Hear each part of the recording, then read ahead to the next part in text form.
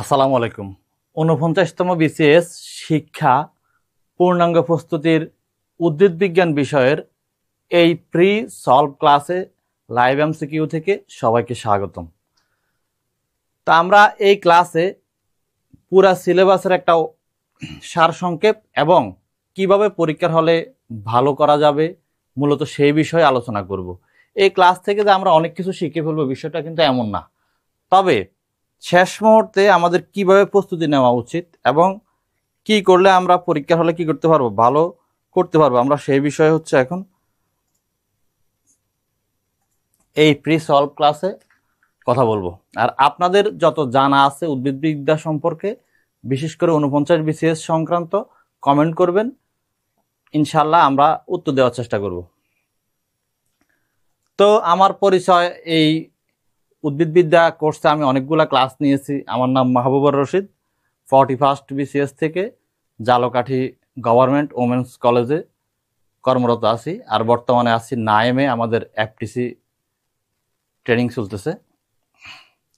তবে আমার পরের বিসিএস গুলাতে আমি আর অংশ নিচ্ছি না, কারণ হচ্ছে আসলে শিক্ষা ক্যাডার এটাই হচ্ছে আমার মতে সবচেয়ে ভালো ক্যাডার। তো এটা একটা প্রি সলভ ক্লাস, সবার জন্য উন্মুক্ত। আর লাইভ এমসিকিউর পক্ষ থেকে কিন্তু একদম শেষ মুহূর্তে পড়ার জন্য একটা কম্পেন্ডিয়াম তৈরি করা হয়েছে। যারা প্রস্তুতি ঘাটতি আছে বা এই কয়দিনে নিজেকে আরো ঝালাই করতে চান, তাদের জন্য এই কম্পেন্ডিয়ামটা একটা খুব ভালো একটা উৎস হবে। চাইলে আপনারা লাইভ এমসিকিউ থেকে এই কম্পেন্ডিয়াম ফাইলটা নিতে পারবেন। তো বোটানি সিলেবাসে আমরা জানি 100 মার্ক থাকবে, তার মধ্যে দুইটা পত্র আছে, একটা হচ্ছে পার্ট 1 আর একটা হচ্ছে কি পার্ট 2। তো পার্ট 1 এটাকে মূলত প্লান্ট ডাইভার্সিটি নামকরণ করা হয়েছে, আর পার্ট 2 হচ্ছে উদ্ভিদবিদ্যার প্রয়োগ। আসলে সকল বিজ্ঞানেরই দুইটা অংশ থাকে, একটা হচ্ছে থিওরিটিক্যাল আর একটা হচ্ছে কি প্রায়োগিক বা অ্যাপ্লাইড যেটাকে আমরা বলি। তো এখানে প্রথম পত্রটা কিন্তু সিলেবাসটা ছোট তুলনামূলক, আপনাদের কমেন্ট কিন্তু আমি এখানে দেখব। প্রথম পত্রের সিলেবাসটা ছোট, 25টা টপিক আছে মোট, আর দ্বিতীয় পত্রে আছে 32টা টপিক। তবে নাম্বার কিন্তু সমান, নাম্বার হচ্ছে এখানেও 50, সেকেন্ড পার্টও 50। তার মানে আমাদের এই প্রথম পত্রটাই কিন্তু ভালো করে গুরুত্ব দেওয়া উচিত। এখানে একদম 25টা টপিক আছে, নাম্বার 50, তার মানে হচ্ছে প্রত্যেকটা টপিক থেকে 2 মার্ক করে আসবে। তার মধ্যে কিছু টপিক আছে অনেক বড়, আবার কিছু টপিক আছে একদম ছোট। তো ছোটগুলাকে যদি আমরা বেশি ফোকাস করি তাহলে কিন্তু আমাদের কি হবে, আমরা মোটামুটি নাম্বার নিশ্চিতভাবে ক্যারি করতে পারবো। ওয়ালাইকুম আসসালাম। কোশ্চেন কি ইংলিশ ভার্সন হবে? এখন পর্যন্ত যতটা জানা গেছে কোশ্চেন বাংলা ইংলিশ দুইটা মিডিয়ামই হবে। তা আমরা আগে সিলেবাসটা নিয়ে একটু কথা বলবো যে কোন টপিকগুলো শেষ মুহূর্তে আমরা বেশি গুরুত্ব দিব। তো প্রথমে আছে আমাদের মাইক্রোবায়োলজি। মাইক্রোবায়োলজির মধ্যে মোট 4টা টপিক আছে, তার মধ্যে nature and structure of simple RNA virus এবং ডিএনএ ভাইরাস। এখানে মূলত 3টা টপিক নিয়ে কথা বলা হচ্ছে, একটা হচ্ছে স্ট্রাকচার, একটা হচ্ছে মাল্টিপ্লিকেশন আর একটা হচ্ছে ট্রান্সমিশন, তাই না? তার মধ্যে নিশ্চিত বলা যায় যে স্ট্রাকচার থেকে একটা প্রশ্ন থাকবে আর ওই দুইটা থেকে একটা প্রশ্ন থাকবে। তাহলে এই জিনিসটাকে যদি আমরা একটু ভালো করে গুরুত্ব দিই, আমরা একটু পরে নিচে পড়বো এগুলা একদম সংক্ষেপে, একটু ভালো করে গুরুত্ব দেই তাহলে কিন্তু আমরা নিশ্চিত এখান থেকে মার্ক ক্যারি করতে পারবো। তারপরে আছে হচ্ছে পিরিয়ড এন্ড বিরয়েড। এখানেও স্ট্রাকচার, প্রপার্টিজ এন্ড ইম্পর্টেন্স। আসলে স্ট্রাকচার আর প্রপার্টিজ কিন্তু একই কথা না? এখান থেকে 1 মার্ক নিশ্চিত, আর ইম্পর্টেন্স থেকেও 1 মার্ক নিশ্চিত। তাহলে এটাও আমাদের জন্য কিন্তু ইজি একটা নাম্বার উঠানোর একটা ভালো একটা জায়গা। তারপর আছে ব্যাকটেরিয়ার থেকে অনেক বড় আছে, classification, reproduction, bacterial photosynthesis, transformation and transduction. যাদের প্রস্তুতি খুব কম তারা এরকম বড় টপিকগুলোকে আপাতত স্কিপ করতে পারেন। আপনার স্টুডেন্ট হতে পেরে ধন্য স্যার, সে থ্যাংক ইউ। তো এইরকম বড় টপিকগুলো বাদ দিতে পারেন যারা একদমই নতুন, আর যারা আগে থেকে পড়ছেন তারা হচ্ছে এখানেও ক্লাসিফিকেশনটাই হচ্ছে কি 1 মার্ক থাকবে, আর বাকি পুরাটা থেকে 1 মার্ক থাকবে। তাইলে আপনার সময়ের উপর নির্ভর করে আপনি কি করবেন, এখানে সময় দিবেন। ইকোনমিক ইম্পর্টেন্স অফ মাইক্রোবস, এখানে হচ্ছে বিভিন্ন অণুজীবের কি ইকোনমিক ইম্পর্টেন্স পড়তে হবে। তার মধ্যে ভাইরাস, ব্যাকটেরিয়া বা অন্যান্যগুলো আছে, ছত্রাক। তবে ভাইরাস, ব্যাকটেরিয়া থেকে 1 মার্ক নিশ্চিত 100%, হয়তো 2 মার্ক 2-এ থাকতে পারে। তা আমরা এটা সংক্ষেপে শেষ করবো। মাইকোলজি অ্যান্ড প্লান্ট প্যাথোলজি, এখানে প্রথমে আছে modern classification of fungi and the basis of classification. আসলে এই সিলেবাসটা হচ্ছে বিসিএস লিখিত পরীক্ষার সিলেবাস। তো যারা এই বিসিএস কে কেন্দ্র করে একটু ভালো প্রস্তুতি নিয়েছেন তারা পরবর্তী বিসিএস গুলাতে অথবা যে নিবন্ধন কলেজ টিচার বা হাই স্কুলের বায়োলজির টিচার একদম সহজেই আপনারা হতে পারবেন ইনশাআল্লাহ। এছাড়া গভট হাই স্কুলে একটা নিয়োগ বিজ্ঞপ্তির কথা শোনা যাচ্ছে, যদিও এটা এখনো শিওর না। তো এখানে তার ক্লাসিফিকেশন আসবে না, এখানে আসবে হচ্ছে শ্রেণীগুলোর বৈশিষ্ট্য। এখানে যে মাইকোলজি মানে ছত্রাকের যে কয়েকটা বড় বিশেষ শ্রেণী, ওইগুলোর বৈশিষ্ট্যগুলো একটু ভালো করে জানলেই চলবে। তারপর ইকোনমিক ইম্পর্টেন্স অফ পাঞ্জাই, এখান থেকে হচ্ছে এই পড়া একদম সংক্ষেপ না, অল্প কয়েকটা শুধু ইম্পর্টেন্স আছে। স্টেজ, এটা থেকে আবার বড় স্টেজটা কি অনেক বড়। ধরো কন্ট্রোল অফ প্লান্ট ডিজিজ, এখানে হচ্ছে এদের কয়েক প্রকার কন্ট্রোল আছে, নিচে গেলে আমরা দেখবো, নিচে যেতে হবে আমাদের। Symptom, causal agent, disease cycle আছে। এখানে 7টা রোগ আছে, এই 7টা রোগের জীবাণু থেকে 1 মার্ক 100%, ঠিক আছে। আর হচ্ছে বাকি 1 মার্ক কোথা থেকে আসবে, খুব সম্ভবত বৈশিষ্ট্য থেকে আসতে পারে, যে রোগ হলে কি ধরনের বৈশিষ্ট্য দেখা যায়। বিশেষ করে যে আনকমন বৈশিষ্ট্যের দিকে নজর দিতে হবে, কিন্তু কমন বৈশিষ্ট্য পড়ে কোনো লাভ হবে না। একটা জীবাণু মাস্ট, আর একটা হচ্ছে কি বৈশিষ্ট্য থেকে। তাইলে আপনার ওই যে রোগ নিয়ন্ত্রণ আরো কত কিছু আছে না, ওইগুলা রোগ সাইকেল এগুলা পড়ার কোনো দরকার নেই। ইন্টারের বই পড়ার কি দরকার আছে? এই সময় এসে ইন্টারের বই পড়ার কোনো দরকার নেই, কারণ হচ্ছে এখন পরীক্ষা সময় চলে আসছে, পলিটিক্যাল সায়েন্স এখন না। তারপর হচ্ছে পাইকোলজি, এখানেও 1 আর 2 কিন্তু হুবহু সেম। দেখেন 1 আর 2 হুবহু সেম।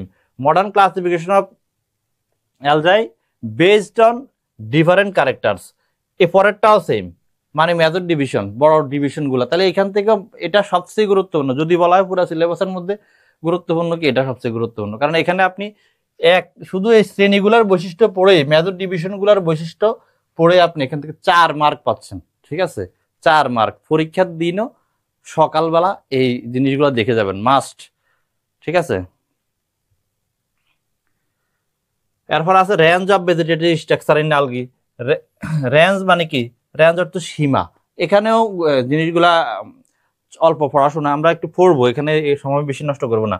তারপর ফাইটোপ্লাঙ্কটনের হচ্ছে জেনারেল ফিচার আর বায়োলজিক্যাল অ্যান্ড ইকোনমিক ইম্পর্টেন্স, গুরুত্ব। এখানে কিন্তু ইয়ার বৈশিষ্ট্য থেকে 1 মার্ক নিশ্চিত, আর হচ্ছে গুরুত্ব থেকে 1টা মার্ক আসবে।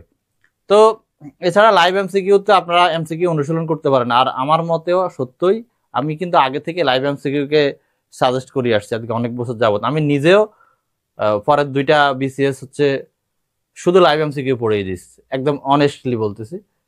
কারণ একই সাথে রিটেন থাকে, বাইবা থাকে, তবে আমি পরবর্তীতে আর বাইবাতে উপস্থিত হইনি, ঠিক আছে। একটাতে রিটেন 44-এর বাইবাতে যাইনি, আবার 45-এর লিখিতে যাইনি। হায়ারকি প্রোগ্রামস, এখানেও নাম্বার তোলার খুব ভালো একটা জায়গা আছে, ঠিক আছে। কারণ ব্রায়োফাইটার, টেরিডোফাইটার কি আছে বৈশিষ্ট্য এবং তাদের জনন। আচ্ছা, আমি কি সিলেবাস রেখে ইয়ের দিকে যাব, পড়ার দিকে যাব? অ্যাঞ্জিওস্পার্ম, হ্যাঁ, এই টপিকটা আবার খুব বড় একটা টপিক, ঠিক আছে। এই টপিকটা বড় একটা টপিক। এখান থেকে হচ্ছে যারা ঘাটতি আছে তারা এই প্রথমটা বাদ দিতে পারেন। তবে এটা আবার সহজ। ক্লাসিফিকেশন 3 প্রকার ক্লাসিফিকেশন আছে, প্রাকৃতিক, কৃত্রিম, আর একটা কি জাতিজনিত বা পাইলোজেনেটিক যেটাকে বলা হয়। এরপর হারবেরিয়াম, এখান থেকেও মাস্ট 2 মার্ক থাকবে। প্লান্ট অ্যানাটমি, প্লান্ট অ্যানাটমির মধ্যে স্টিলি গুলার নাম এবং একটা কি উদাহরণ, 1-2টা করে উদাহরণ জানলেই হবে। তবে এটা আবার ইম্পর্টেন্ট আছে অনেক। Vascular tissue system, vascular tissue system মানে হচ্ছে জাইলেম, ফ্লোয়েম, এগুলোর আলোচনা। আঞ্চলিক ভাষায় একটা প্রবাদ আছে, লাইভ এমসিকিউ কি মানিকে মানিক সিনে, লাইভ এমসিকিউ এমন একজন শিক্ষক বাছাই করছেন যিনি ওনাদের মতোই। Sohel Rana, thank you. তারপর মেরিস্টেম, মেরিস্টেম মানে হচ্ছে কি বাদক টিস্যু। তো বাদক টিস্যুর ক্ষেত্রেও এখানে ক্লাসিফিকেশন, স্ট্রাকচার অনেক কিছুই আছে। তার মধ্যে স্ট্রাকচারটা একদম সহজ স্ট্রাকচার, বাদক টিস্যুগুলো দেখতে কেমন। আচ্ছা, এমব্রায়োলজি অ্যান্ড অ্যাঞ্জিওস্পার্মস, এখানেও এটা সহজ, যে এখানে তাদের কি কয়েক প্রকার এমব্রায়োস্যাক মানে ভ্রূণথলি এবং তাদের বৈশিষ্ট্যগুলো আমাদের জানলে চলবে। আর এই 2টা একদম কাছাকাছি। আচ্ছা, আমরা নিচে চলে যাব। তারপরে botany part 2, functions and applications, কাজ এবং অ্যাপ্লিকেশন মানে হচ্ছে প্রয়োগ। তার মধ্যে প্রথম হচ্ছে প্লান্ট ফিজিওলজি অ্যান্ড বায়োকেমিস্ট্রি। তো এখানেও প্রথম 2টা কিন্তু হুবহু সেম, এক প্রকার বলা যায় হুবহু সেম। কারণ হচ্ছে এখানেও details of C3 R C4 আর নিচের মধ্যেও আছে comparison between C3 C4 and camp, তার মানে দুইটা কিন্তু সেম। এখানেও আপনি 4 নাম্বার বা 3 নাম্বার তোলার আপনার খুব ভালো একটা জায়গা আছে। তারপর হচ্ছে রেসপিরেশন বা শ্বসন, তার মধ্যে গ্লাইকোলাইসিস থেকে একটা বস্তু থাকবে, ঠিক আছে, আর এখানে ফার্মেন্টেশন থেকে একটা বস্তু থাকবে। এরপর আছে আমাদের নাইট্রোজেন ফিক্সেশন, নাইট্রোজেন সংবন্ধন। এখানেও নাইট্রোজেন সংবন্ধন পড়া কিন্তু একদম সামান্য, এটাকেও কোনোভাবে স্কিপ করা যাবে না। তারপর সল্ট অ্যাবজর্বেশন, মানে হচ্ছে কি আমাদের যে লবণ পরিশোষণ, ডরমেন্সি, ফটোপিরিডিজম, এটা আবার সহজ একটা পড়া, ছোট্ট একটু পড়া, এটা কিন্তু স্কিপ করা যাবে না কোনোভাবেই। তারপর biosynthesis of some important carbohydrates, এখান থেকেও সুক্রোজ থেকে প্রশ্ন থাকবে, আর এই দুইটা থেকে প্রশ্ন থাকতে পারে, নাও থাকতে পারে। তবে সেকেন্ড পেপারে কিন্তু টপিক 32টা, প্রশ্ন আসবে 50টা, মানে হচ্ছে প্রতিটা টপিক থেকে দেয়ার করে থাকতেছে না, 32 আর 16 48 হয় যদিও, যাই হোক। তারপর অ্যালকালয়েডস এর কি পড়তে হবে আমাদের, এখানে ইম্পর্টেন্সটা বেশি গুরুত্বপূর্ণ, ঠিক আছে, অ্যালকালয়েডস এর ইম্পর্টেন্স, ওইগুলো হচ্ছে কম গুরুত্বপূর্ণ। তারপরে সাইটোজেনেটিক্স, এখানে আবার নাম্বার তোলার খুব সহজ জায়গা, কারণ আমরা জানি ফিজিক্যাল স্ট্রাকচার ক্রোমোজোমের একদমই সামান্য। স্যার 50তম BCS কোর্সে ভর্তি হতে চাই, আপনার স্টুডেন্ট হতে পেরে ধন্য। আচ্ছা, ক্যারিওটাইপ অ্যান্ড জিনোম অ্যানালাইসিস, এখানেও ক্যারিওটাইপটা ছোট, জিনোম অ্যানালাইসিসটাও কিন্তু অত বড় না। ক্রোমোজোমাল অ্যাবারেশন, যেটা বাদ দেওয়া যাবে না। জেনেটিক্স থেকে ম্যান্ডেলস ল অফ ইনহেরিটেন্স, ম্যান্ডেলের দুইটা সূত্র, এখানে কিন্তু গভীরভাবে ব্যাখ্যা বিশ্লেষণ পড়তে হবে না, শুধুমাত্র তাদের অনুপাতগুলো এবং ফিনোটাইপগুলো জানলেই চলবে। আচ্ছা, আমরা কি করব, আমরা পড়াতে চলে যাই আর আপনাদের কমেন্ট দেখব।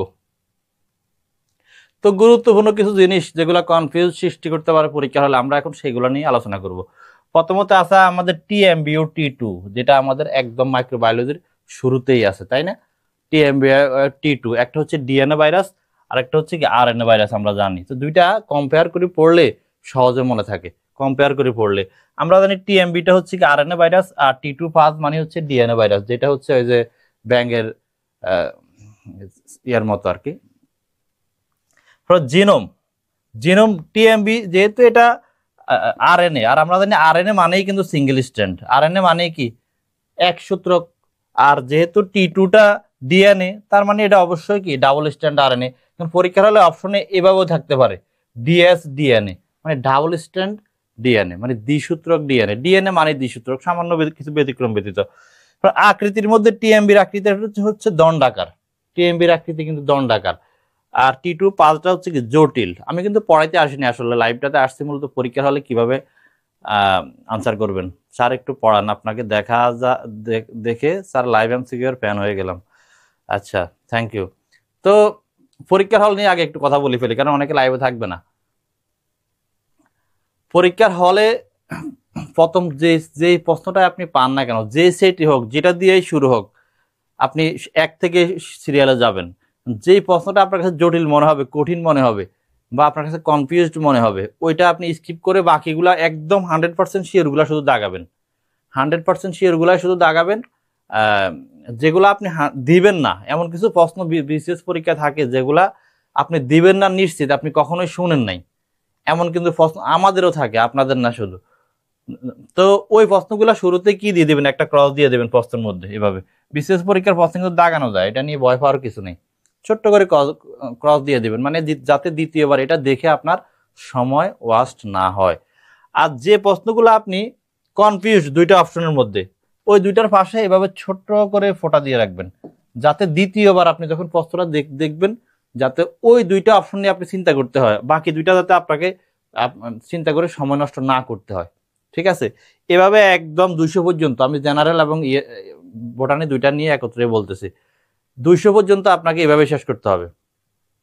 শেষ করার পর আপনি একবার গুনে দেখবেন যে কয়টা হয়েছে, আর প্রশ্ন কেমন হয়েছে এটা আপনি নিজেই বুঝতে পারবেন না, নিজেই বুঝতে পারবেন প্রশ্ন কি সহজ হয়েছে না কঠিন হয়েছে, আমার কতগুলো আনসার করা উচিত, এটা কিন্তু প্রশ্ন ধরন দেখে বলা যাবে, অগ্রিম কোনোভাবে বলা যাবে না। আর আমাদের ভোটানের ক্ষেত্রে কিন্তু প্রতিযোগিতাটা অনেক বেশি না। ভোটানের ক্ষেত্রে স্যার পরীক্ষার প্রশ্ন ইংলিশ ভার্সন হবে নাকি বাংলা ভার্সন, এখন পর্যন্ত দুইটাই জানা যাচ্ছে। ওয়ালাইকুম আসসালাম। আমি আলহামদুলিল্লাহ ভালো আছি। তো প্রশ্নের ধরন অনুযায়ী আপনি পরীক্ষা আনসার করবেন, আর বিষয়ভিত্তিক কাটমার্ক আলাদা হবে, সবার জন্য কিন্তু একরকম হবে না, সবার জন্য একরকম হবে না।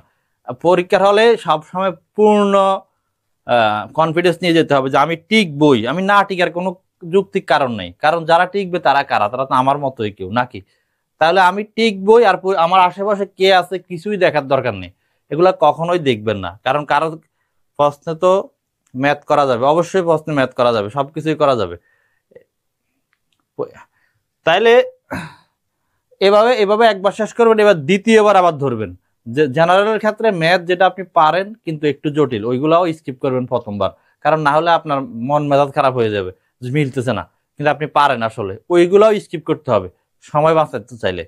তারপর দ্বিতীয়বার আবার আপনি এটা নিয়ে চিন্তা করতে পারেন। তবে রিস্ক নেওয়া যাবে শুধু যেসব প্রশ্নে আপনি 50-50% শিওর। আমাদের সবার কিন্তু একটা কি থাকে, একটা কনফিউজ থাকে যে এটা বা ওইটা, এরকম কিছু প্রশ্ন থাকেই মাস্ট। ওইগুলোর ক্ষেত্রে আপনি রিস্ক নেবেন, অন্য কোনো ক্ষেত্রে রিস্ক নেওয়া যাবে না, কারণ রিস্ক নিতে গেলে বিসিএস পরীক্ষা আসলে উল্টা আরো মাইনাস মার্ক অনেক বেশি হয়ে যায়, ফলে কি করা, নাম্বার অনেক পিছনের দিকে চলে আসে। এবার দেখছেন না 47 বিসিএস এ কি হয়েছে, আর 49 বিসিএস থেকেও নন ক্যাডারে নিয়োগ দিবে শোনা যাচ্ছে। নন ক্যাডার হচ্ছে গভর্নমেন্ট হাই স্কুলের টিচার হওয়া যায়। আমি নিজেও আগে গভর্নমেন্ট হাই স্কুলের টিচার ছিলাম, নন ক্যাডার, ঠিক আছে। এটা বোটানি থেকে, এটাও কিন্তু খুব ভালো একটা জব নিঃসন্দেহে। তো এখানে কোথায় চলে আসলাম,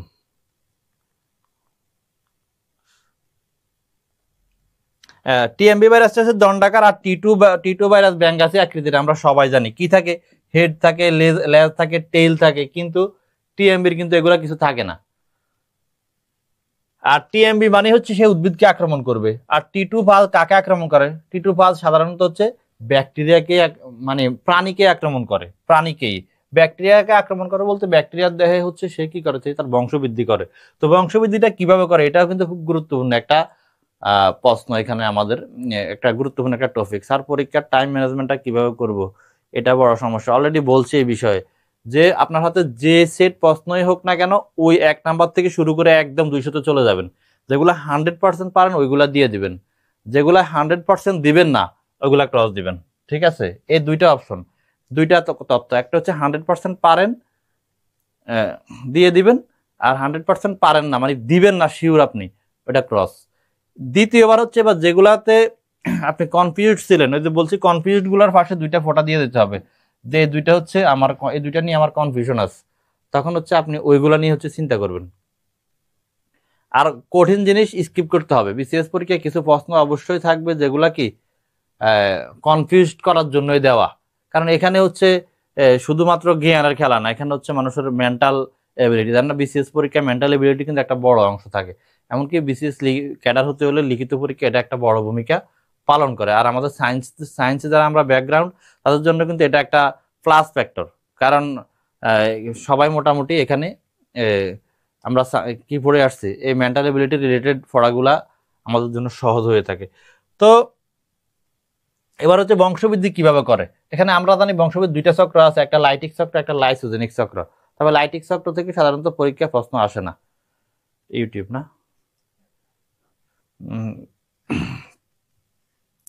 লাইসোজেনিক থেকে আসে না, লাইটিক থেকে আসে।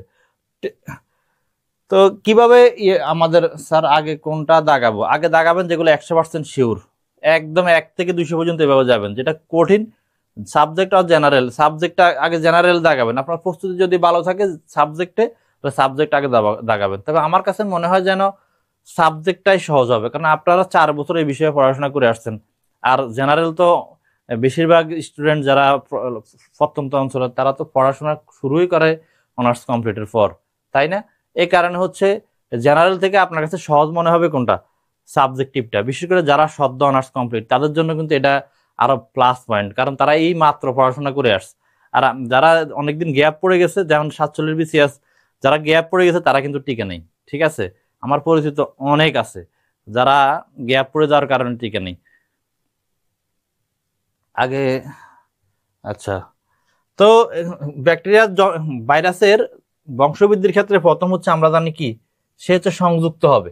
সংযুক্ত হবে কার মাধ্যমে, ব্যাকটেরিয়ার রিসেপ্টরের মধ্যে বলতে এখানে আসলে আমাদের সাইকেলটা এখানে আঁকা নাই। তো ব্যাকটেরিয়ার দেহে এসে কি হবে, ভাইরাসটা হচ্ছে এভাবে সংযুক্ত হবে, তাই না? এখানে বিস্তারিত আর পড়ানো যাবে না। তো দ্বিতীয় হচ্ছে পেনেট্রেশন মানে হচ্ছে ভাইরাসের দেহের যে ডিএনএটা আছে সেটা কি করবে, এটা ব্যাকটেরিয়ার দেহে প্রবেশ করিয়ে দিবে। তারপর তৃতীয় হচ্ছে বায়োসিনথেসিস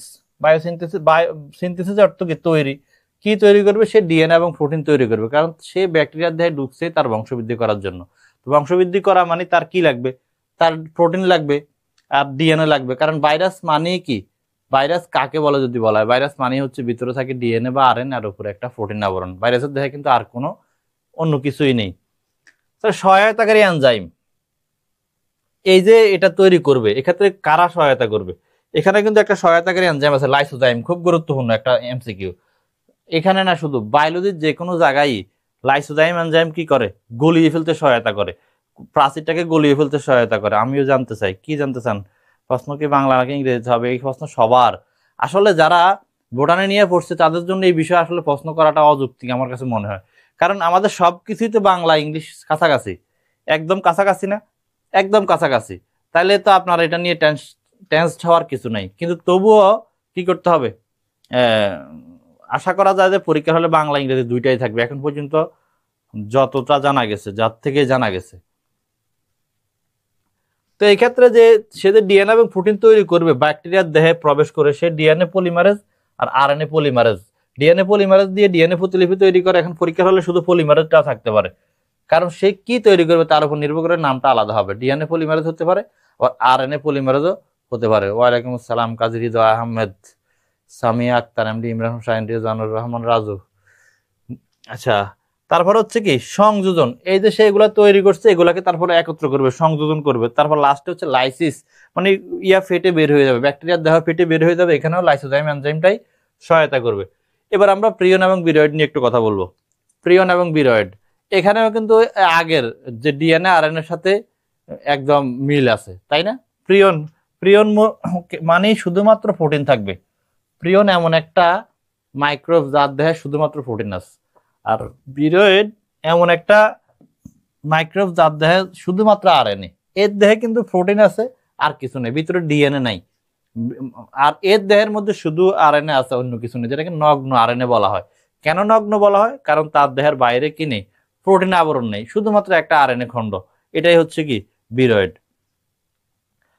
তো নিউক্লিক অ্যাসিড, এই প্রিয়নের ক্ষেত্রে কিন্তু নিউক্লিক অ্যাসিড নেই, আগে বলা হয়েছে কেবল প্রোটিন। এটা কিন্তু প দিয়ে মনে রাখা যায়, পতে প্রোটিন, পতে হচ্ছে প্রিয়ন।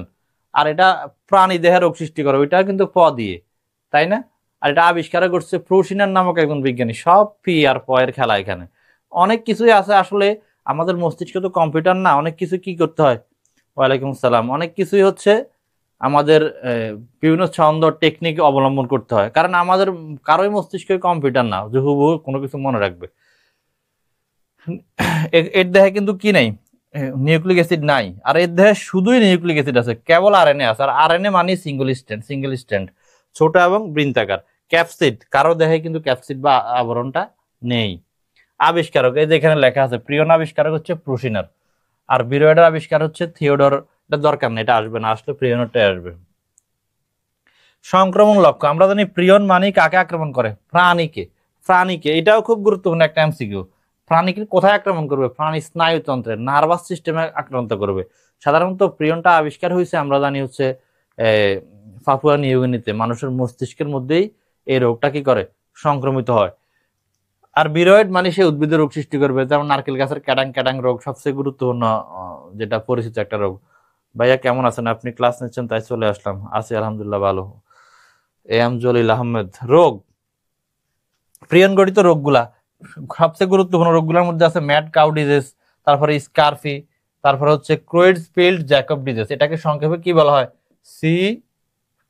এটাকে সংক্ষেপে বলা হয় হচ্ছে সিজেডি, পূর্ণরূপ হিসাবে চলে আসতে পারে, তাই না? তারপরে বিরয়েড গঠিত রোগের মধ্যে এক নাম্বার হচ্ছে পটেটো টিউবার স্পিন্ডল ডিজিজ, পিএসটিডি। আবার সাইট্রাস এক্সোকোর্টিস, এই রোগটাও বিরয়েডের কারণে হয়। আর বিরয়েড মানে সে কাকে আক্রমণ করবে? সে হচ্ছে উদ্ভিদকে আক্রমণ করবে। আর বিরয়েড মানে হচ্ছে আরএনএ।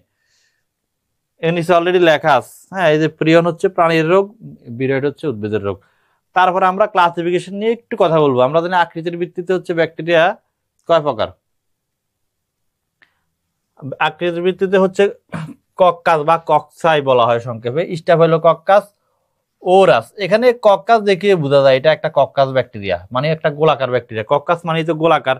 ব্যাসিলাস, ব্যাসিলাস মানে কি দণ্ডাকার, দণ্ডাকার ব্যাকটেরিয়া গুলা লাঠি আকৃতির বা দণ্ডাকার। এখানে ব্যাসিলাস শব্দ দেখে আমরা বুঝতে পারি এটা হচ্ছে একটা ব্যাসিলাস ব্যাকটেরিয়া। তারপর স্পাইরাল, স্পাইরিলিয়াম বলা হয় এক বচনে, আর বহু বচনে স্পাইরিলা। তো এখানে এটা সাপের মতো, এখানেও এসপি, এখানে উচ্চারণটা কিন্তু সাপ, সাপের মতো মনে হয়, তাই না? এসপি, সাপ, সাপের মতো মনে রাখার জন্য আসলে যে কোনো টেকনিক অবলম্বন করতে হয়, শুধু এবিসিএস না, যে কোনো পড়াশোনাই আমাদের পড়ার থেকে বড় বিষয় হচ্ছে এটা আমি মনে রাখবো কিভাবে। হ্যাঁ, একটা জিনিস পড়লাম আমি, তারপরে এটা আমার চিন্তা করতে হবে এটা আমি কিভাবে মনে রাখবো। এটা যদি না ভেবে আমি পরের পেজে যাই তাহলে আমার কি কোনো লাভ আছে পড়ে? রাঙ্গামাটি থেকে পড়ে কোনো কোনো কিন্তু আসলে আদৌ কোনো লাভ হয় না যদি আমরা একটা কিছুকে ধারণ না করি, চিন্তা না করি। তাহলে কিন্তু আমাদের কি থাকবে না, এই জিনিসটা মনে থাকবে না। আর যদি আমরা চিন্তা করে করে পড়ি যে আমি কি পড়লাম, এটার রিয়েলিটি কি, তাহলে কি হবে, এই জিনিসটা আমাদের মাথায় হচ্ছে স্থায়ী হবে। তারপর আছে বিব্রিয়। বিব্রিয় মানে হচ্ছে কি আঁকা বাঁকা, আঁকা বাঁকা। তো আঁকা বাঁকার মধ্যে আছে বিব্রিয় কলেরা, এটা হচ্ছে কলেরার জীবাণু আমরা জানি। গ্রাম রঙের ভিত্তিতে ব্যাকটেরিয়া দুই প্রকার, একটা হচ্ছে গ্রাম পজিটিভ, একটা গ্রাম নেগেটিভ। এখানে উদাহরণগুলো কিন্তু খুবই গুরুত্বপূর্ণ। বেসিলাস, স্টাফিলোকক্কাস, তারপর ইকোলাই, সালমোনেলা। পজিটিভের হচ্ছে বেসিলাস আর স্টাফিলোকক্কাস। আচ্ছা, পরের পেজে যাচ্ছি। অক্সিজেনের চাহিদার ভিত্তিতে আমরা জানি হচ্ছে দুই প্রকার, একটা কি এয়ারোবিক, এটা হচ্ছে মাইক্রোব্যাকটেরিয়াম টিউবারকুলোসিস, মানে যক্ষার জীবাণু। বায়ু ছাড়া সে বায়ু ছাড়া কি করতে পারে না, টিকতে পারে না। আরেকটা হচ্ছে কি অ্যানারোবিক, এটা হচ্ছে ক্লোস্ট্রিডিয়াম বোটুলিনাম। তো আপনাদের তার দাগ দিতে হবে না বা লিখতে হবে না পরীক্ষার হলে, এই কারণে বানান এগুলো এখন অত বেশি অনুশীলন করা না করলেও চলবে। কোন বইটা সহায়ক হিসাবে পড়বো স্যার, কোন বিষয় সহায়ক হিসাবে পড়বেন? এখন এই মুহূর্তে আসলে বিষয় না পড়ে লাইভ এমসিকিউ গুলা প্র্যাকটিস করেন, এমসিকিউ গুলা প্র্যাকটিস করেন, তাহলে হচ্ছে ভালো হবে। এছাড়া পিডিএফ গুলো দেখতে পারেন, ঠিক আছে? পুষ্টির প্রয়োজন অনুযায়ী আসলে নিজেকে যাচাই করার জন্য লাইভ এমসিকিউ অ্যাপের থেকে বেস্ট কিছু নাই। আপনি একটা কিছু পড়ার পর এমসিকিউর ক্ষেত্রে পড়ার পর আপনি নিজেকে যাচাই করতে হবে না? নিজেকে যাচাই করতে হলে কি করতে হবে? এই এমসিকিউ গুলো প্র্যাকটিস করতে হবে। পুষ্টির প্রয়োজন অনুযায়ী অটোট্রফিক, অটোট্রফিক মানে কি, অটো মানে সে নিজে কারোর উপর নির্ভরশীল না, অটো সে নিজেরটা নিজেই করতে পারে। আরেকটা হচ্ছে কি হেটারোট্রফ, তো এখানে হচ্ছে সায়ানো ব্যাকটেরিয়া, মানে হচ্ছে যেটাকে আমরা নীলাভ সবুজ সেবাল বলি। আর একটা হচ্ছে ইকোলাই। ইকোলাই সব জায়গায় আসে, বারবার আসে ইকোলাইয়ের উদাহরণটা। ইকোলাই কিন্তু আমাদের দেহের মধ্যে আছে, কোটি কোটি ইকোলাই আছে না দেহের, আমাদের অন্ত্রের মধ্যে। ব্যাকটেরিয়ার জনন, জনন থেকে হচ্ছে অযৌন জনন, যেটাকে আমরা অ্যাসেক্সুয়াল রিপ্রোডাকশন বলি। এর মধ্যে আবার কয়েকটা ভাগ আছে, তার মধ্যে সবচেয়ে গুরুত্বপূর্ণ হচ্ছে বাইনারি ফিশন বা দ্বি বিভাজন। বাই অর্থ দুই বা দ্বি, তাই না? তো বাইনারি ফিশন বা দ্বি বিভাজন প্রক্রিয়া এখানে কারা করে, ওই আবার ঘুরে ফিরে ইকোলাইয়ের কথায় আসতেছে। আর বেসিলাস সাবটিলিস, এরা হচ্ছে জনন ঘটায় দ্বিবিভাজন প্রকৃতিতে। আমরা দ্বিবিভাজন সম্পর্কে সবাই জানি, একদম সিম্পল একটা প্রসেস, একটা থেকে ভেঙে দুইটা হয়ে যায়। আমারটা কোথায় কোচিং করেনি, আমরা তো কোথায় কোচিং করিনি, ইকোনমিক প্রবলেম। আচ্ছা, কোচিং করা খুব জরুরি ব্যাপারটা এমন না, হ্যাঁ, নিজে পড়েও অনেক কিছুই করা যায়।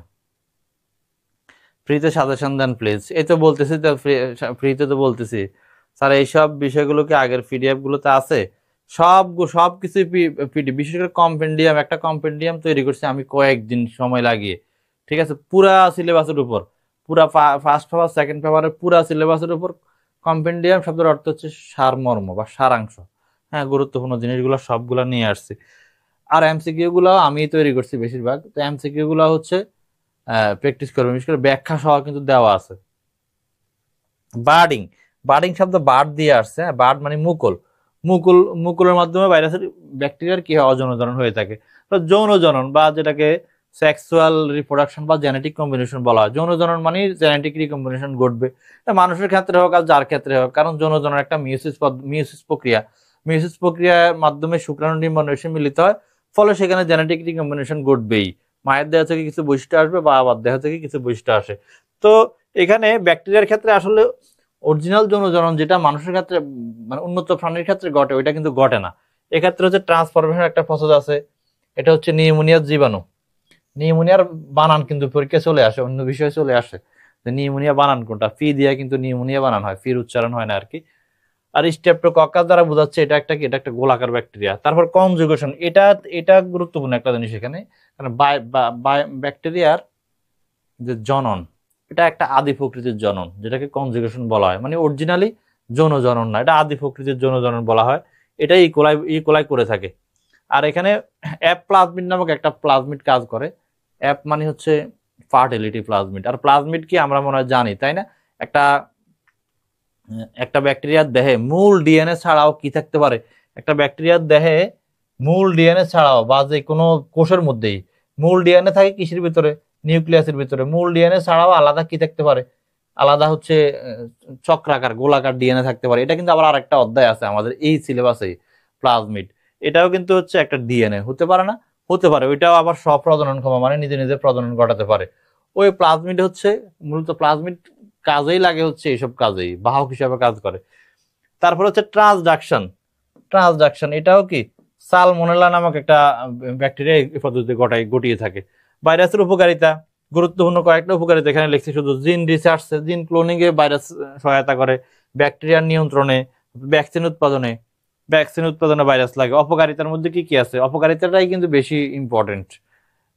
ভাইরাস মানুষের কি কি রোগ সৃষ্টি করে আমি একটু পরে লিখছি অবশ্য। HIV, AIDS, influenza, COVID-19. COVID-19 কিন্তু একটা ভাইরাস রোগ, ভাইরাস ঘটিত রোগ, তাই না? কি ভাইরাস? এটা ছিল একটা আরএনএ ভাইরাস। পিডিএফ কোথা থেকে পাবো ভাইয়া? পিডিএফ কম্পেন্ডিয়াম, পিডিএফটা শুধুমাত্র এখানে পেইড তাদের, হ্যাঁ, লাইভ এন্ড সিকিউর, এটা সবার জন্য উন্মুক্ত না। হ্যাঁ, যারা পেইডে ভর্তি হয়েছে তারা হচ্ছে সিসার কম্পেন্ডিয়াম সহ আপনার কি আগের সবগুলা পিডিএফ প্রিন্ট করেছি। বৈজ্ঞানিক নাম তো আসবে, বৈজ্ঞানিক নাম কয়েকটা, দুই একটা আসতে পারে, ঠিক আছে, দুই একটা আসতে পারে। তবে এই যে গভীর থেকে আসবে না, আসবে হচ্ছে উপর থেকে, মানে সহজ থেকে আসবে, আর সহজ কথা। তার মধ্যে সবচেয়ে গুরুত্বপূর্ণ কিন্তু আমাদের যে জাতীয় মাছ, জাতীয় ফুল ফল ফাঁকি, এগুলো বেশি ইম্পর্টেন্ট।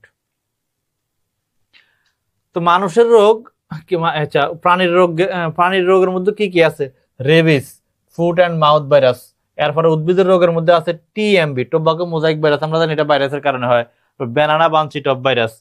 এটা আমি একটা কি লিখছি, এটা আমি কিন্তু লিখছি, এমনকি আজকে লেখা এগুলা। তো এটা একটা ছন্দ, ভাইরাস ঘটিত রোগ মনে রাখার জন্য এক এক মানুষ এক এক ভাবে লেখে আর কি। আমার কাছে এটাই মনে হয়েছে সহজ। তো আর এখানে একটা কথা আছে, পৃথিবীতে যত বিপরীতধর্মী জিনিস আছে একটা মনে রাখতে হয়, একাধিকটা কিন্তু মনে রাখা যায় না। যারা আমার ক্লাসগুলো দেখছেন লাইভ এমসিকিউতে, তাদের আমি হয়তো অনেক ক্ষেত্রে এগুলা নিয়ে আলোচনা করছি।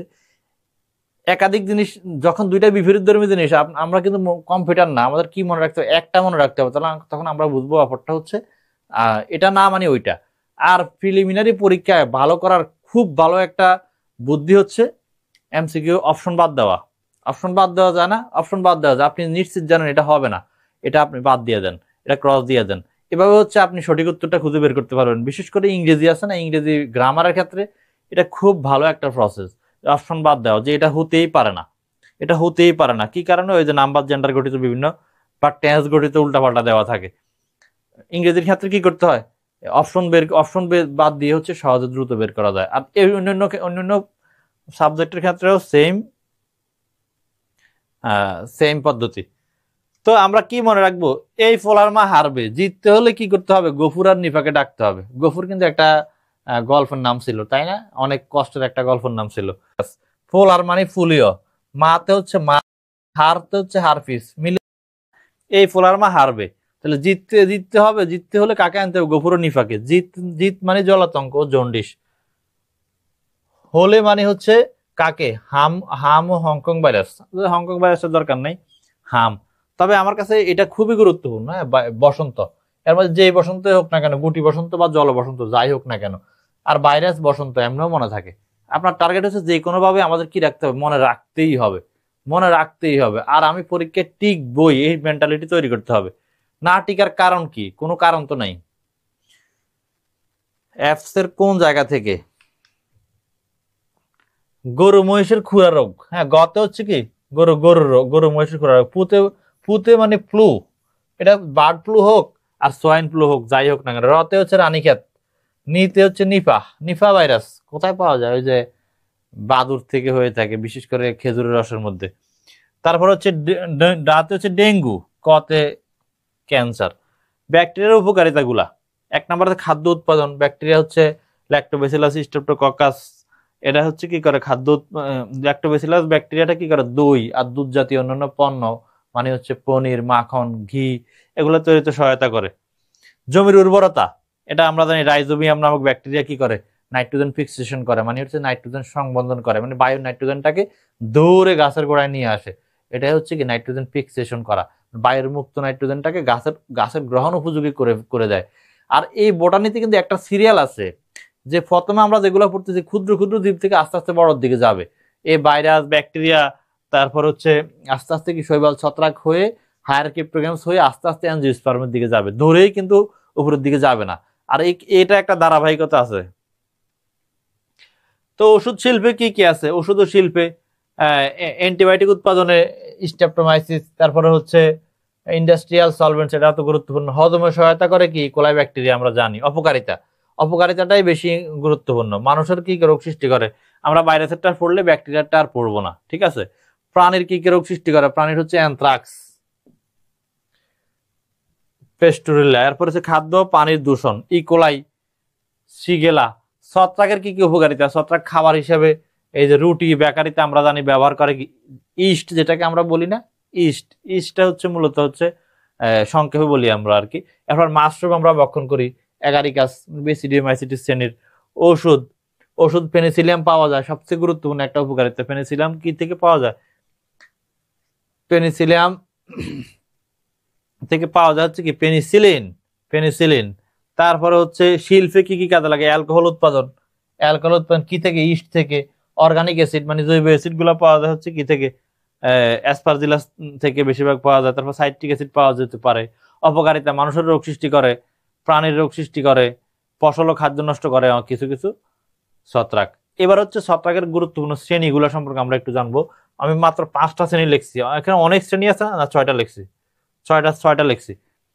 তো অনেকের মধ্যে শুধু ইম্পর্টেন্ট গুলা নিয়ে আসছি, ঠিক আছে। সবচেয়ে ইম্পর্টেন্ট গুলা, যেগুলো সম্পর্কে না জানলেই নয়। তার মধ্যে প্রথম আছে হচ্ছে জাইগোমাইকোটা বা জাইগোমাইসিটিস। এক শ্রেণী আসুক, অনেক সময় শ্রেণী আসতে পারে, অনেক সময় কি আসবে, অনেক সময় হচ্ছে বিভাগের নাম দিয়ে আসতে পারে। তো এর মধ্যে হচ্ছে জাইগোমাইসিটিস, এটার কোষপ্রাচীর হচ্ছে কাইটিন নির্মিত। আমরা জানি হচ্ছে ছত্রাক মানেই কি, ছত্রাক মানেই কাইটিন নির্মিত কোষপ্রাচীর থাকে।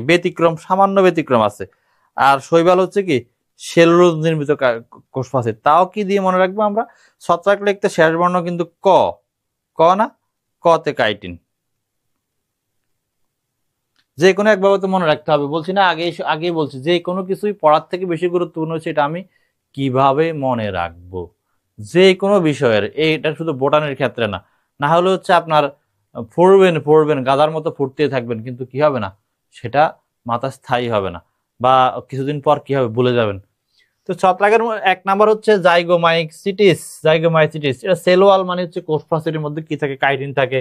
এদের অযৌনজনন হয় কার মাধ্যমে? স্পরঞ্জিওস্পোরের মাধ্যমে। আর যৌনজনন হয় জাইগোস্পোরের মাধ্যমে। উদাহরণ হচ্ছে রাইজোপাস স্টোলোনিপার, যেটাকে রুটির পাঙ্গাসও বলা হয়ে থাকে, ঠিক আছে। তার 2 নম্বর আছে অ্যাসকোমাইসিটিস, যেটাকে স্যাক পাঙ্গি বলা হয়। এখানেও কোষপ্রাচীর অবশ্যই কাইটিন, আর নামটাই আসছে অ্যাসকোস্পোর থেকে, ঠিক আছে। এটা অ্যাসকোস্পোরটা উৎপাদন হয় অ্যাসকাস নামক একটা থলির মধ্যে। অযৌনজনন এদের হতে পারে কার মাধ্যমে? কোনিডিয়ার মাধ্যমে। কি বেশ কিছু ছত্রাক আছে যাদের অযৌনজনন হয়ে থাকে কোনিডিয়ার মাধ্যমে। উদাহরণ হিসাবে ইস্টের কথাই আছে। আবার অ্যাসপারজিলাস, পেনিসিলিয়াম, এগুলাও কি হতে পারে? এগুলা হচ্ছে উদাহরণ হিসাবে ব্যবহার হতে পারে। তারপর হচ্ছে বেসিডিওমাইকোটা বা বেসিডিওমাইসিটিস, যেটাকে আমরা কি করি? যৌন জারণ হয়ে থাকে বেসিডীয় স্পোরের মাধ্যমে। আসলে নামগুলো নেওয়াই হয়েছে কি থেকে, ওই যে তারা কি ধরনের স্পোর উৎপাদন করে, দুইটা সমন্বয় করে এই নামগুলা নেওয়া হয়েছে।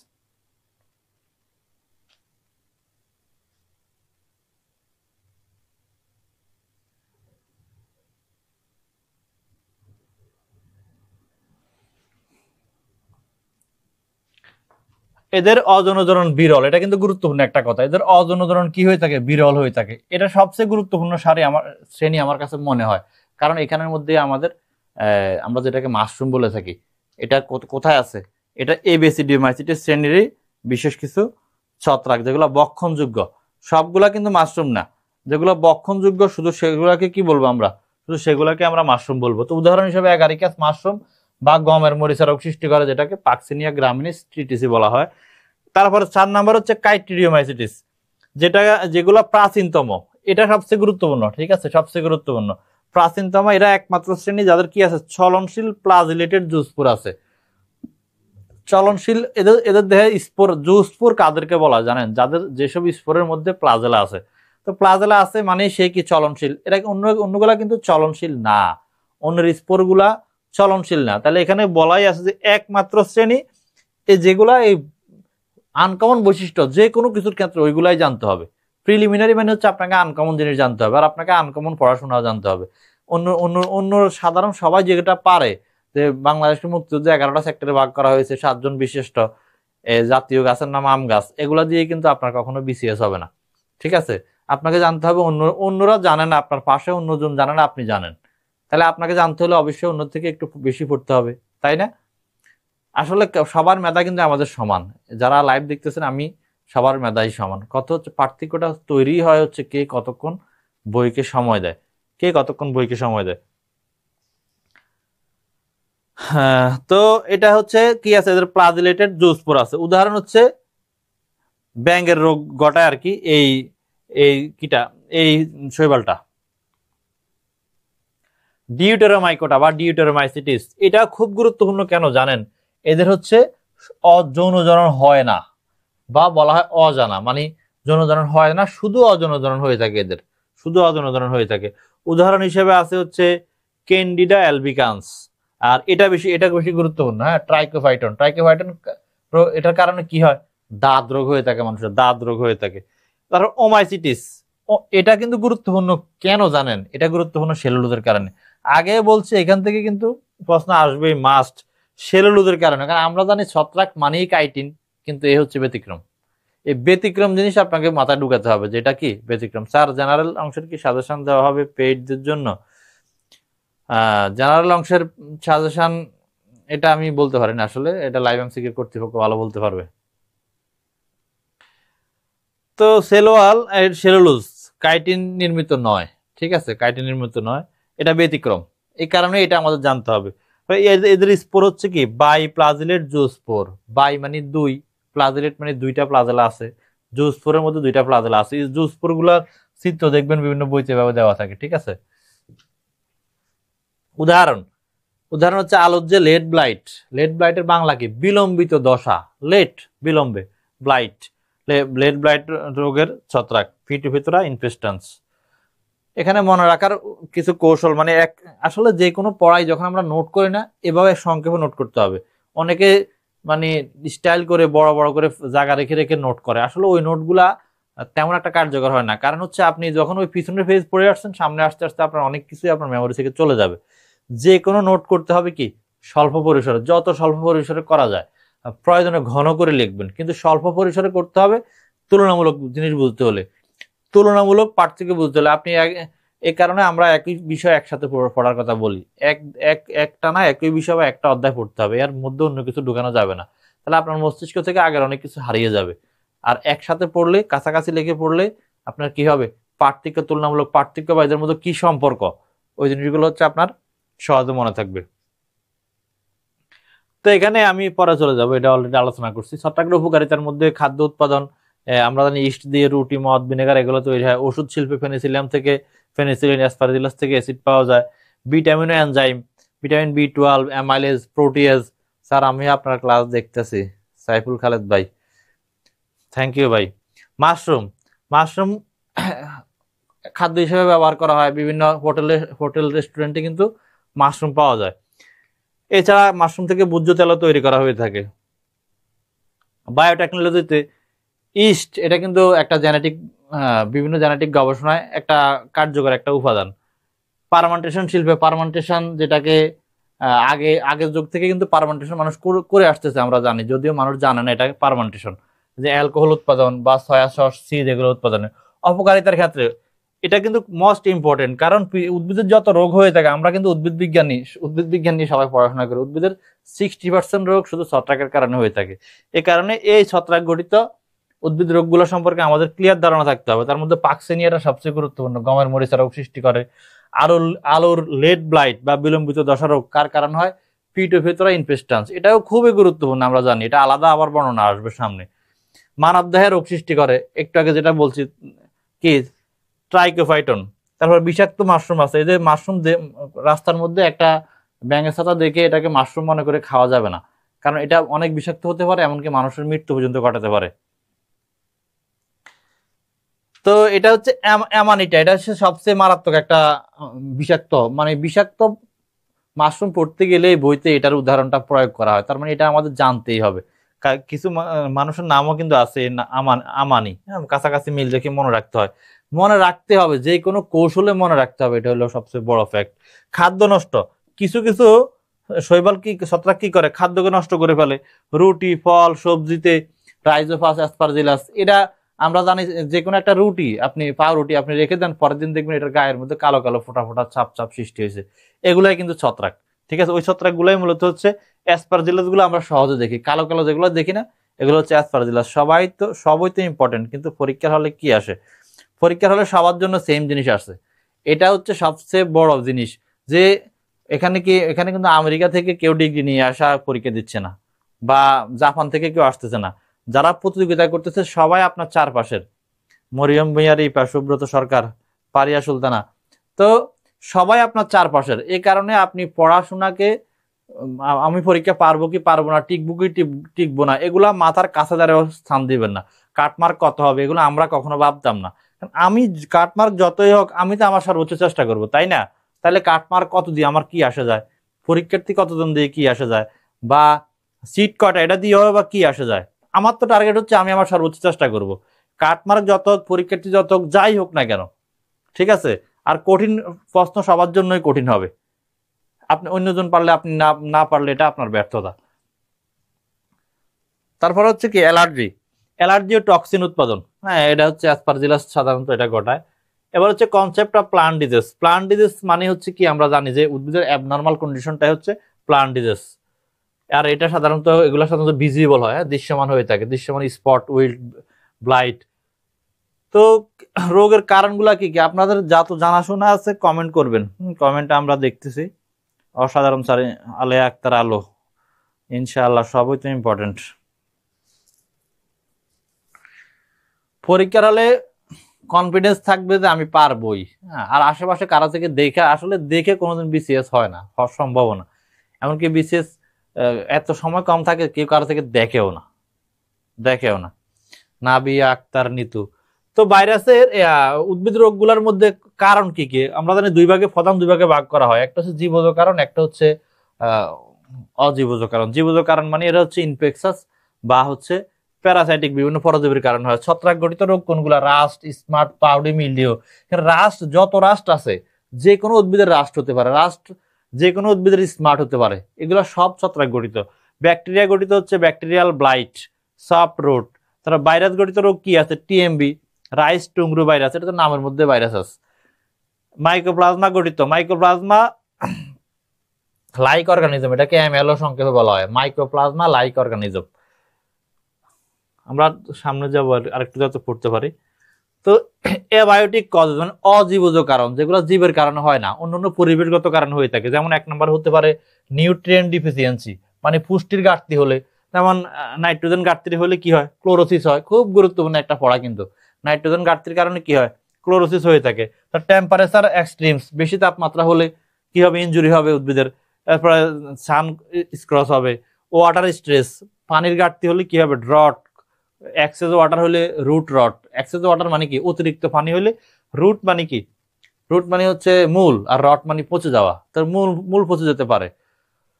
তারপরে হচ্ছে কেমিক্যাল ইনজুরি। কেমিক্যাল ইনজুরি কার কারণে হবে? এই যে রাসায়নিক উপাদানের কারণে, ফার্টিলাইজার বার্ন বা পেস্টিসাইড টক্সিসিটি, এগুলো দেখা যেতে পারে। আসলে এটা পুরো ইংলিশ হয়ে গেছে। স্টেজগুলা মানে ধাপগুলা, 1 নম্বর হচ্ছে ইনোকুলেশন, মানে হচ্ছে সংক্রমণ করবে। তারপর পেনিট্রেশন, প্রবেশ ঘটাবে, ইনফেকশন, প্রবেশের পর ইনফেকশন ঘটবে। তারপর হচ্ছে কি ইনকিউবেশন, এটা ওই ইয়েটা আবার বইতে নাই। সিমটম গুলা দেখা দিবে, তারপর সেই রোগটা ছড়িয়ে পড়বে, এরপরে রোগটা টিকে থাকবে। কন্ট্রোল অফ প্লান্ট ডিজিজ, উদ্ভিদের রোগ নিয়ন্ত্রণ। রোগ নিয়ন্ত্রণের জন্য কৃষি ব্যবস্থাপনা, এগুলা রাসায়নিক নিয়ন্ত্রণগুলা এখান থেকে অত গুরুত্বপূর্ণ না। জৈব নিয়ন্ত্রণ, প্রতিরোধী জাত ব্যবহার, এগুলো কমন জিনিস, এগুলো মূলত লিখিতের জন্য বেশি কার্যকর। পরিবেশ নিয়ন্ত্রণ, ইন্টিগ্রেটেড ডিজিজ ম্যানেজমেন্ট। হ্যাঁ, এটা ইন্টিগ্রেটেড অর্থ কি? সমন্বিত। একটা টার্ম আমরা নিশ্চয়ই পড়ছি, IPM, ইন্টিগ্রেটেড পেস্ট ম্যানেজমেন্ট। এখানে কিন্তু ইন্টিগ্রেটেড। ওয়ালাইকুম আসসালাম, ক্লাস ভালো লাগতেছে নুসরাত জাহান ঈশা। ইনস্ট্রাকশন যোগ ইনফরমেশন, বেস্ট ক্লাস। আচ্ছা, এই তথ্যগুলো গুছিয়ে কই থেকে নিছেন? গুছিয়ে আমরা যেহেতু ক্লাস নিতে হয়, তাহলে আমাদের গোছাবে কে? আমাদের নিজেরাই গোছাতে হয়। রোগের জীবাণু লক্ষণ, এখানে আগেই বলছি, এখানে জীবাণু থেকে 1 মার্ক আসবেই, এমনকি 2 মার্কও আসতে পারে। আমরা বিশেষ লিখিত পরীক্ষায় 200 আনসার করতাম, শুধু 2-1টা ইয়া আসে, কি যেন বলেন, এই যে বৈজ্ঞানিক নাম, ওইখানে 2 মার্ক ছুটে যেত, 198 আনসার করা যেত। তো এখানে ছুটবে না, ছুটার কোনো সুযোগ নেই, কারণ আমাদের 7টা ফিক্সড করা আছে। ছুটে কোন জায়গা থেকে? ওই যে লাস্টে আবার ইথনোবোটানি আছে না, ইথনোবোটানিতে কিন্তু সুনির্দিষ্টভাবে করা নাই যে কোন কোন উদ্ভিদগুলো আসবে। ওইখানে হচ্ছে একটু হচ্ছে কঠিন হয়ে যায়। তো ধানের ব্লাস্ট, ধানের 2টা রোগ আছে এখানে, একটা হচ্ছে ব্লাস্ট আর একটা হচ্ছে কি টুংরু ভাইরাস। তো টুংরু ভাইরাসের ক্ষেত্রে কিন্তু জীবাণুর নাম আসবে না 100%, কারণ এটার নামের মধ্যে আছে টুংরু ভাইরাস। এখানে হচ্ছে রাইস ব্লাস্ট কার কারণে হয়? এখানে নামটা ভুল আছে। লক্ষণ, পাতা, গাছের কাণ্ডে কি হয়? ধোঁয়াকার রোগ দেখা যায়, শিকড় বা কাণ্ড শুকিয়ে যাওয়া। যারা লাইভ এমসিকিউর ক্লাসগুলো করছেন, এগুলা কিন্তু আমি চিত্র দিয়া ক্লাস নিছি, তাই না? আর এগুলো চিত্র দেখে পড়লে হচ্ছে সহজে মনে থাকে। যে কোনো কিছুই আমরা যতই পড়ি যে এটা এই কালার ওই কালার, বা যে কোনো কিছু সচক্ষে দেখলে কিন্তু সহজে মনে থাকে। যারা ক্লাস দেখছেন তারা তো দেখছেন, আর না দেখলে দেখে নেবেন। এগুলা কিন্তু কি করছি আমরা, একদম চিত্র সহ দেখিয়ে পড়াইছি। চাঁদনি, অফেরা বয়।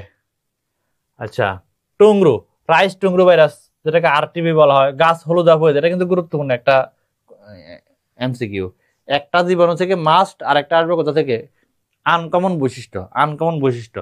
গমের স্টিম রাস্ট, এটা হয় কি কারণে? পাক্সিনিয়া গ্রামিনিস টিটিসি, যদিও লেখা হয় নাই। এখানে কাণ্ডে কি হবে? রেডিশ ব্রাউন দাগ পড়ে যাবে, গাছ দুর্বল হয়ে যাবে, এটা অপ্রয়োজনীয় জিনিস। পাটের স্টিম রট, স্টিম মানে কি? কাণ্ড, ঠিক আছে। আর রট মানে হচ্ছে পচা, আসলে বাংলা লেখা উচিত ছিল। তারপর ম্যাক্রোভোমিনা পাসিউলিনা, এটা হচ্ছে ছত্রাকের নাম। ছত্রাক, এটা ছত্রাক গঠিত রোগ। এগুলো এক একটা কিন্তু এক গঠিত।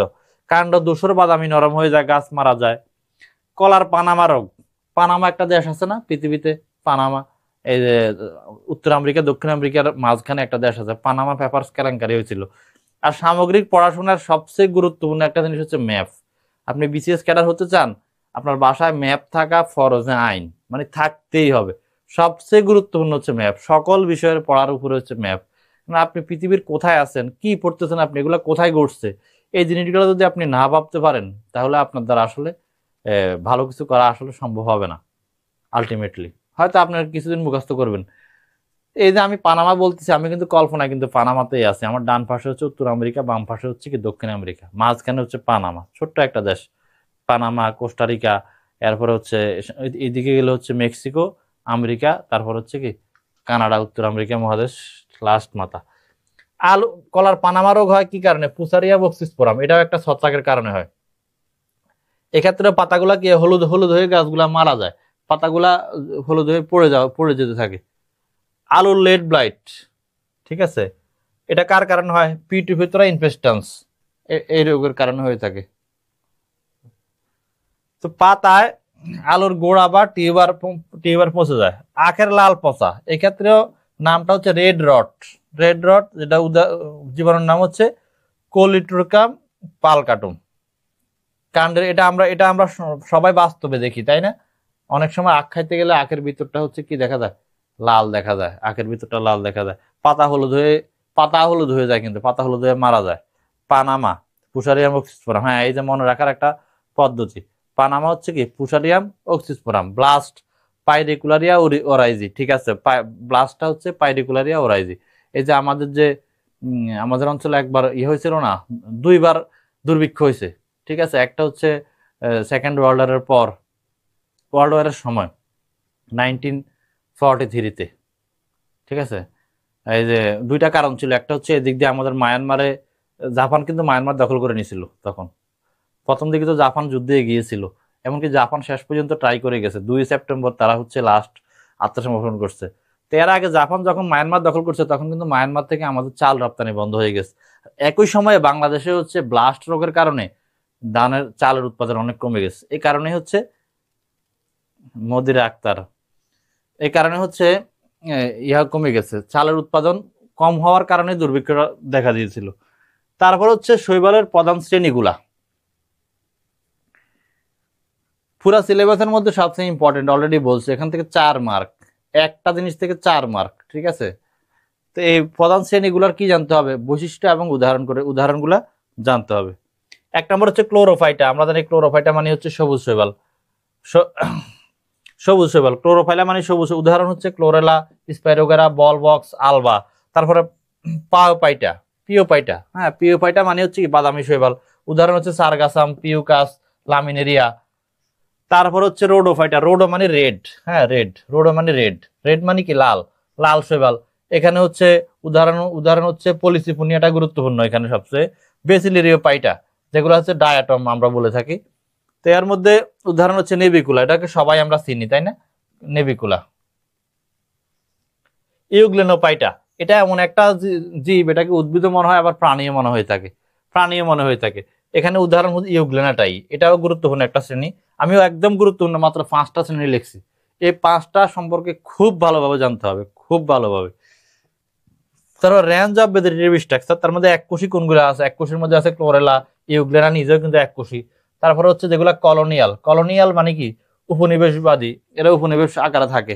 আমরা কিন্তু ক্লাসের শেষ দিকে চলে আসতেছি, আপনাদের যা জানার আছে কমেন্ট করবেন। কম্পেডিয়াম পিডিএফ এগুলো আছে, হ্যাঁ কম্পেডিয়াম পিডিএফ শুধু এগুলা না, আরো ভালোভাবে আছে, ঠিক আছে, আরো ভালোভাবে আছে। এটা তো আমি একদিনে তৈরি করছি, কম্পেডিয়ামটা আমি কয়েকদিন লাগিয়ে আমি এটা তৈরি করছি।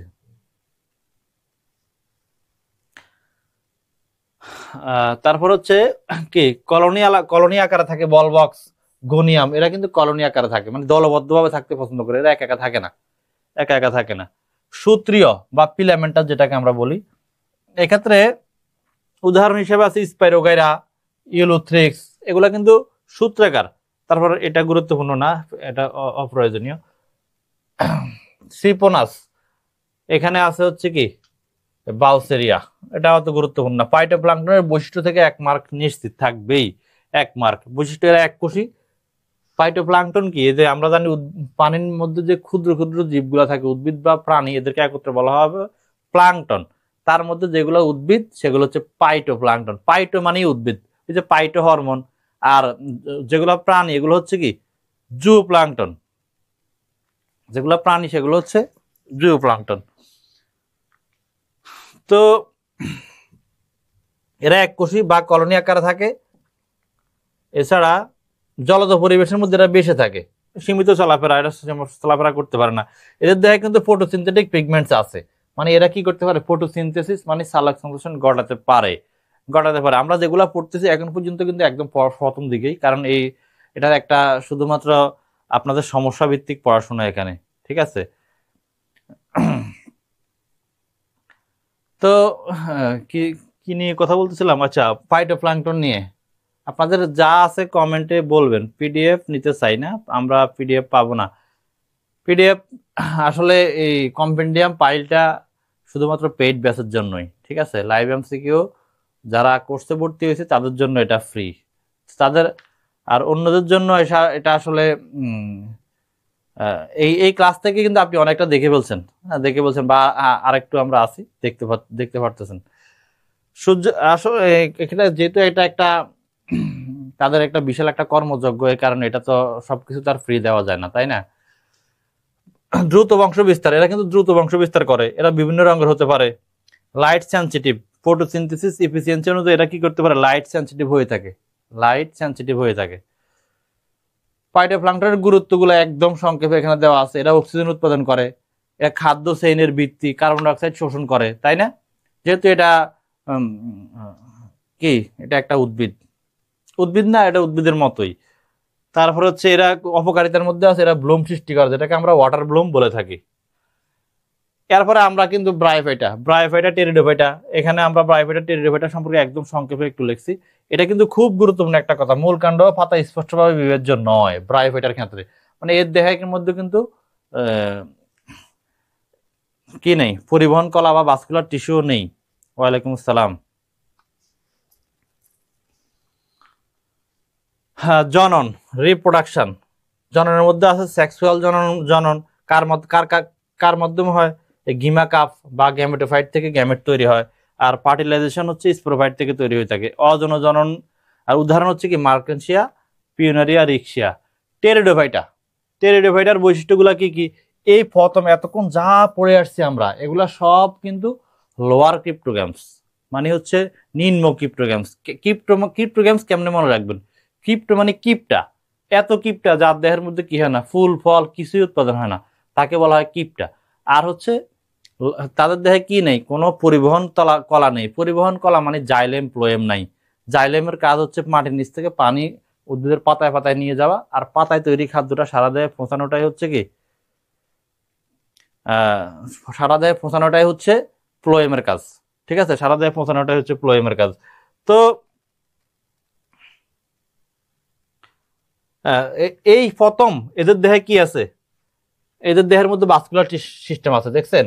এদের দেহের মধ্যে প্রথম ভাস্কুলার টিস্যু আছে, আগের কোনো কিছুতে কিন্তু ভাস্কুলার টিস্যু নাই, তাও কিন্তু উন্নত না, মানে পরিপূর্ণ না। যেমন এখানে জাইলেমের মধ্যে কি নেই, ফ্লোয়েমের মধ্যে কিন্তু ফ্লোয়েমের সঙ্গী কোষ নাই, জাইলেমের মধ্যে ব্যাসেল নাই। আমরা জানি জাইলেম আবার 4 প্রকার কোষ দিয়ে গঠিত, তাই না?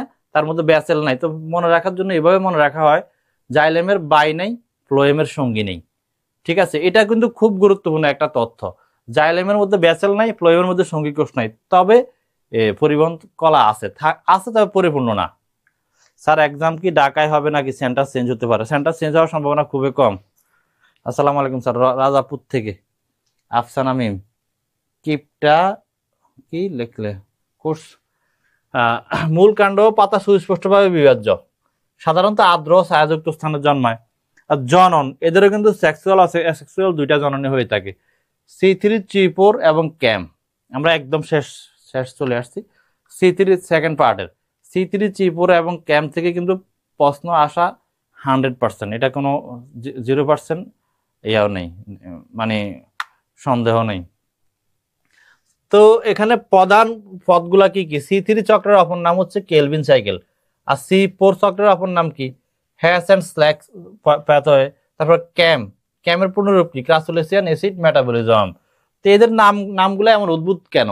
নামগুলো দেওয়ার কারণ হচ্ছে কি, এদের প্রথম স্থায়ী যৌগ। C3 এমন একটা চক্র, এমন একটা, সবগুলোর লক্ষ্যই কিন্তু শেষ পর্যন্ত কি তৈরি করা, শেষ পর্যন্ত কার্বন ডাইঅক্সাইড তৈরি করা। উদ্ভিদের পাতার মধ্যে দুঃখিত, শেষ পর্যন্ত কি তৈরি করা, গ্লুকোজ তৈরি করা। তো গ্লুকোজ তৈরি করবে কার্বন ডাইঅক্সাইডটাকে ব্যবহার করে। এই ব্যবহার করে তৈরি করার ক্ষেত্রে এক একটা উদ্ভিদ এক এক রকম বৈশিষ্ট্য প্রদর্শন করে, তার উপর ভিত্তি করে এদেরকে এভাবে নামকরণ করা হয়েছে। C3 উদ্ভিদ যেগুলা, এগুলা দেহের মধ্যে এগুলার কার্বন ডাইঅক্সাইড বিজারণের মাধ্যমে যে সেদের গ্লুকোজ তৈরি করবে, তার মধ্যে প্রথম স্থায়ী যৌগের নাম হচ্ছে 3 কার্বন বিশিষ্ট PGA, মানে ফসফোগ্লিসারিক অ্যাসিড। আর এই কারণে এদের নাম দেওয়া হয়েছে C3 চক্র। আর যেসব উদ্ভিদে দেখা যায় তাদের নাম হচ্ছে C3 উদ্ভিদ। C4 4 কার্বন বিশিষ্ট অক্সালোএসিটিক অ্যাসিড, 4 কার্বন বিশিষ্ট অক্সালোএসিটিক অ্যাসিড। PDF নিতে চাইলে হচ্ছে লাইভ এমসিকিউতে ভর্তি হতে হবে, অথবা তাদেরকে মেসেজ করলেও কি হবে, মেসেজ করলেও PDF নিতে পারবেন, মানে ভর্তির মাধ্যমে আর কি। C4 হচ্ছে 4 কার্বন বিশিষ্ট অক্সালো অ্যাসিটিক অ্যাসিড, ঠিক আছে, 4 কার্বন বিশিষ্ট, যেগুলো C4 উদ্ভিদ তারা হচ্ছে 4 কার্বন বিশিষ্ট, এই কারণে নাম দেওয়া হয়েছে C4। চক্রের নাম C4 চক্র। আর যেসব উদ্ভিদে দেখা যায়, প্রাণীবিদ্যা ক্লাস নেবেন নি স্যার? না, প্রাণীবিদ্যা, আমি উদ্ভিদবিদ্যা, ঠিক আছে, উদ্ভিদবিদ্যা। এরপর ক্যাম হচ্ছে 4 কার্বন বিশিষ্ট ম্যালিক অ্যাসিড, এদের প্রথম স্থায়ী যৌগ। ফটো রেসপিরেশন মানে আলোক শ্বসন যেটাকে বলি আমরা, এটা C3 উদ্ভিদে সবচেয়ে বেশি হয়, C4 এ কম, আর ক্যাম উদ্ভিদে হয় না বলা চলে।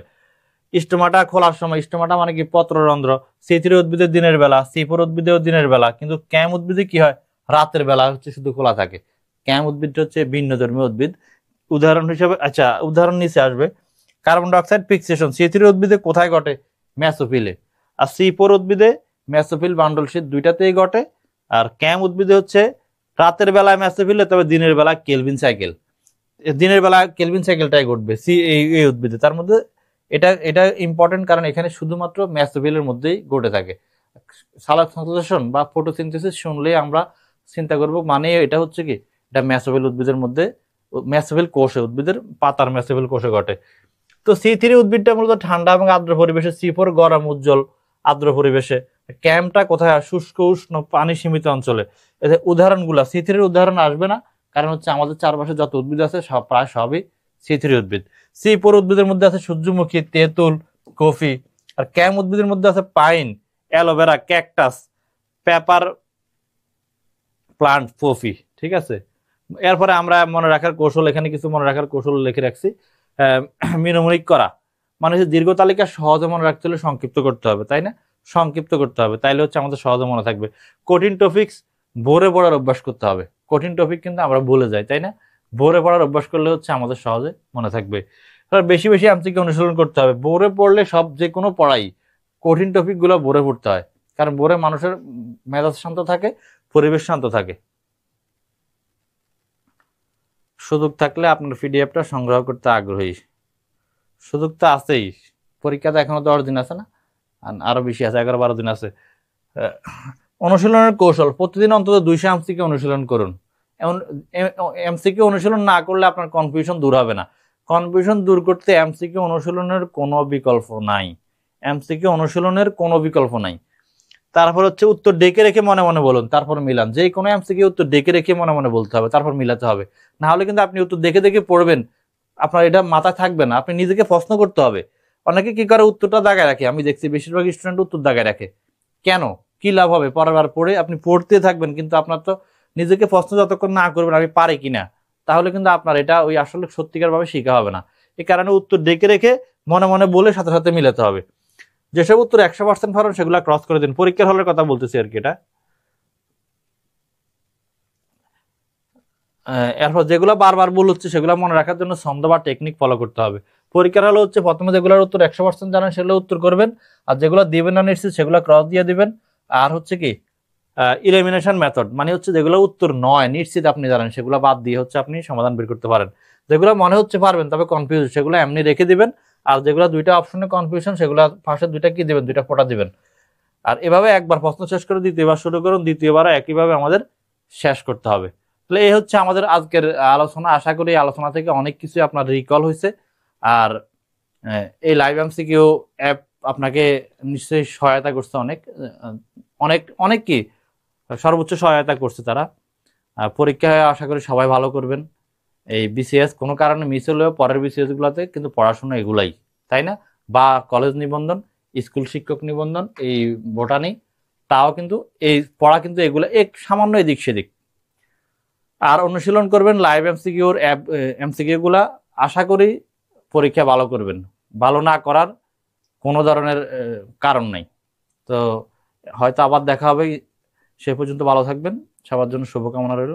আসসালামু আলাইকুম।